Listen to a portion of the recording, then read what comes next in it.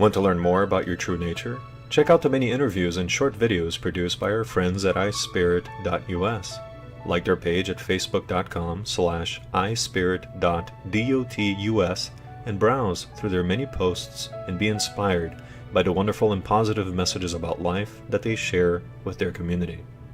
If you would like to study the works of Spiritism and delve deeper into this philosophy that will be guaranteed to enrich your life by teaching you about the greater life, check out XIIofamerica.com.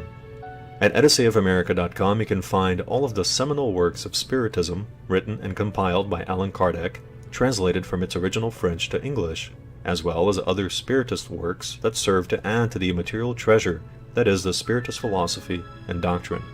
As one of our subscribers and followers, be sure to use promo code ispirit_love to get 10% off from your next purchase and continue to support this beautiful work of dissemination. ispirit_love to get 10% off from your next purchase. Thank you.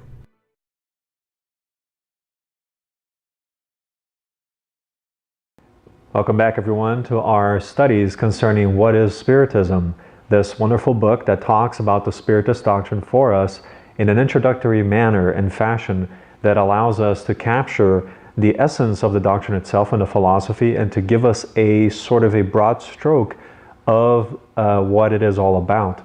And last time we had begun talking about a section entitled Communications with the Invisible World, and today we're going to pick up where we left off, jumping ahead a little bit and going straight to item 40.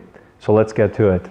So item 40 of chapter 2 of the section entitled Communications with the Spirit World, we see the following.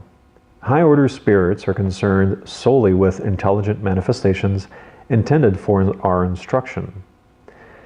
So this makes perfect sense. If we have a serious meeting where we are trying to communicate with the spirits in the other realm of existence, or in the other dimension, if you will, we are going to invite those of a serious nature to come and share with us perhaps a message, some kind of guidance, whatever it may be. It is going to be of a serious nature depending upon those that constitute the meeting. If everybody is aligned in thought, in feeling, has done the proper preparation, which is to pray, to meditate, to connect with what is sublime, in order to invite into that atmosphere, into that ambiance, the right presence, the right manifestations, then these serious brothers who have discarnated are going to come and give us these wonderful communications that oftentimes are quite enlightening, and they bring us a feeling of elevation, so to speak, where we really feel as if we have experienced a parcel or a fraction of what it's like, of what it is like to be among the divine, among those who have already traversed certain levels of existence and have earned the merit through their own efforts and work to achieve a certain level of evolution, be it intellectual or love and virtuous moral type of evolution. So it's a wonderful, wonderful experience for those who participate, and perhaps for those who end up participating in one of these meetings. Again, this is a very serious process. It requires a lot of preparation, a lot of study. We have to go back to the Spirit's book, we have to go to the medium's book, we have to read in depth about these things so we can maybe cohesively put something together. And in the Spiritist centers, usually courses are offered that allows one to prepare correctly via the right studies and the right methods to participate in these meetings as well. It's not something frivolous, and it's not something based entirely on curiosity, because as we know, if it was something based on curiosity and just as a joke, the spirits who may manifest themselves and even waste the time, quote unquote, to come and present themselves and manifest themselves are going to be spirits of a lower order.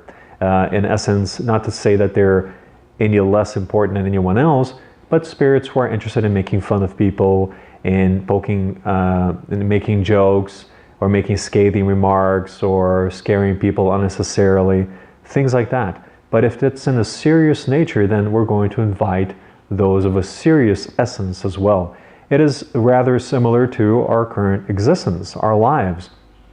If we go to a faculty in college or to a classroom in college to listen to a lecture where everybody is serious and attentive to what is being said and explained, the person who's going to be teaching is going to be a serious individual, a spirit incarnated in the body that is exercising the profession of a professor at that time, who is lecturing and teaching about a serious subject. Now, if we go somewhere that is a place with an atmosphere of fun, let's say, for example, a comedy show, there's not going to be a scientist up on the stage giving a lecture. It's going to be someone who's just going to be making jokes and telling satirical stories, anecdotal stuff, or anecdotes and things like that. So we see the comparisons between the spirit world and real life. So based on this, the high order spirits are going to be present when it's something serious. The low order spirits are going to be present when it's just a joke and nobody really prepared themselves in accordance with what the Spiritist doctrine teaches us. And again, this is something that has to be reserved for a more in-depth course. It is very intricate and very detailed. Item 41 says, communicating with spirits must always be done calmly and thoughtfully, as we had already talked about. We must never lose sight of the fact that spirits are the souls of men and women, and that it would be inappropriate to make them the object of a game or entertainment. Of course, we wouldn't do this to people who are living and breathing amongst us in our realm of existence, because that would make them feel, that would be condescending towards them. That would be as if you're belittling that personality. So obviously we wouldn't do that here. We're not going to do that, especially when that individuality, that personality has left the body. We have to have respect for these entities, much like we have to have respect for others in society. Society doesn't end with this life. It continues in a much more detailed, in a much more specific manner outside of the circumscribed realm of existence on the planet in which we inhabit.